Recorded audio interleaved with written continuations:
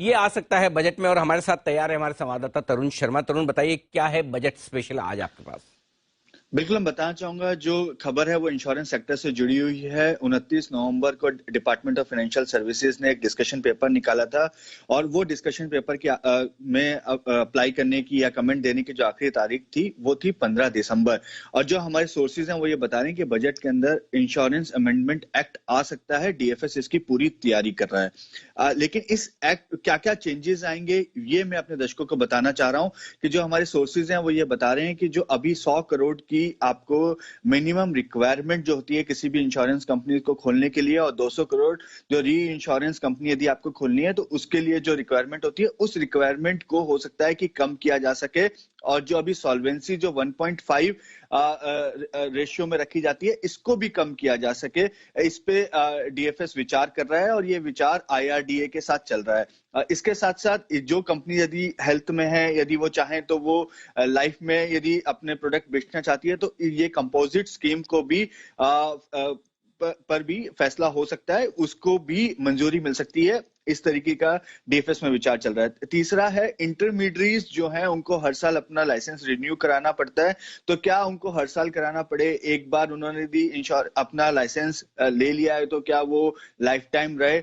इस पे भी डीएफएस विचार कर रहा है और उम्मीद ये की जा रही है कि इस पे भी वन टाइम लाइसेंस पे बात हो सकती है। तो और साथ ही ये जो सॉल्वेंसी रेशियो और जो कंपोजिट वाली जो चीजें हैं इससे इंश्योरेंस सेक्टर को एक बड़ा फायदा मिलेगा क्योंकि नए एंट्री हो पाएंगी इंश्योरेंस कंपनीज की। और यदि जो 100 करोड़ की लिमिट को यदि कम कर दिया जाएगा तो नए तरीके के प्रोडक्ट्स भी बाजार में आ पाएंगे। तो ये सोच है डीएफएस की और इसके साथ साथ ये मानना है कि इसको बजट में ही लेकर आया जाए। इसके लिए काफी तेजी से काम किया जा रहा है, लेकिन आखिरी फैसला जो है वो आईआरडीए ने लेना है कि कितनी सॉल्वेंसी कंफर्टेबल है इंश्योरेंस कंपनीज के लिए। ओके, तो बड़ी खबर आ रही है और बहुत सारे बदलाव आ सकते हैं। बट अनिल जी, स्पेशली ये जो इंश्योरेंस कंपनीज के लिए तरुण हमें एक्सक्लूसिव जानकारी दे रहे हैं, ये काफी इंपॉर्टेंट हो सकता है as a space, as a sector and of course largest insurance company LIC के लिए। कैसे देखना है अगर ये बदलाव आते हैं? एलआईसी के लिए तो बड़ा गेम चेंजर हो गेम जाएगा चेंजर क्योंकि नेटवर्क पूरा है, एजेंट्स आ रहे हैं। और हम्म। अगर एलआईसी जनरल इंश्योरेंस में कूद गई हाँ, तो बाकी जनरल इंश्योरेंस कंपनियों के लिए कितना बड़ा का क्या चैलेंज होगा होगा? वो भी देखने वाली बात होगी। बिल्कुल सर। आसानी से हो सकता है, नहीं हो सकता है, देखने वाली बात है। लेकिन जो रिस्पॉन्स आया वो बड़ा जबरदस्त है। और अगर ऐसा कर दिया तो मेरे ख्याल से दीप बाकी सब छोड़ के मैं stock of the year LIC कर दूंगा।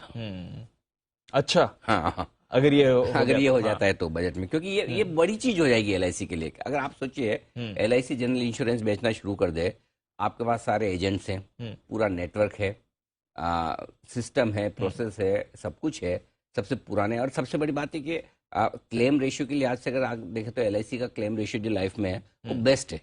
राइट। और आमतौर पर ये कहा भी जाता है विद ड्यू रेस्पेक्ट टू सारे जनरल दूसरे इंश्योरेंस कंपनियां जो एलआईसी के केसेस में जब भी क्लेम जाता है तो एलआईसी की कोशिश ये रहती है कि उस क्लेम को देने की सोचे।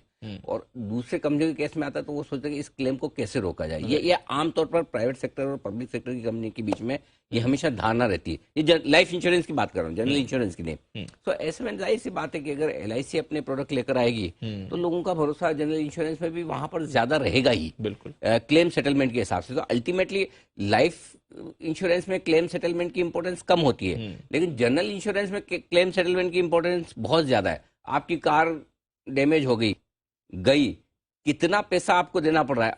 मतलब आजकल हम मान के चलते हैं कि अगर हमारी कार जीरो डेप पे है, फुली इंश्योर्ड है, सब कुछ है, फिर भी 10%, 15%, 20% तो देना ही पड़ेगा जो बिल आएगा। करेक्ट।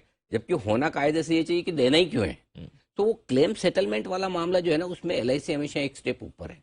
तो अगर ये ऐसा कुछ हो जाता है तो फिर तो stock of the year LIC है, क्योंकि भाव से अच्छा है, बाकी सब ठीक है, स्टॉक पिटा हुआ है, चला हुआ है। तो अगर वापस से इशू प्राइस के आसपास पहुंच जाए, साल 1.5-2 साल में तो कोई बड़ी बात नहीं। 700 से 900 होने में कितना वक्त लगता है। करेक्ट। और आई थिंक एक बार जरा राय बंसल जी से भी लेनी चाहिए, क्योंकि एलआईसी पर बंसल जी, कुणाल जी लगातार बुलिश रहे। जरा एक बार बताएं सर। अनिल जी, अगर आप ध्यान दें तो बीमारी के बीच में वो लाइफलाइन यूज करके अनिल जी एलआईसी को रिकमेंड किया था मैंने और कुणाल जी ने 950 के टारगेट दिए हो अनिल जी, और ये चीज तब भी हाईलाइट करी थी कि कंपोजिट लाइसेंस वाली चीज अनिल जी ऐड करी थी। और इनफैक्ट अनिल जी आप कह रहे हैं कि मेरा ये स्टॉक ऑफ द ईयर बन जाएगा अगर ये होता है, तो अनिल जी क्यों नहीं होगा? 1973 से पहले LIC के पास कंपोजिट लाइसेंस था, 1973 में लाइसेंस गया था और हाई प्रोबेबिलिटी है जिस तरीके से अनिल जी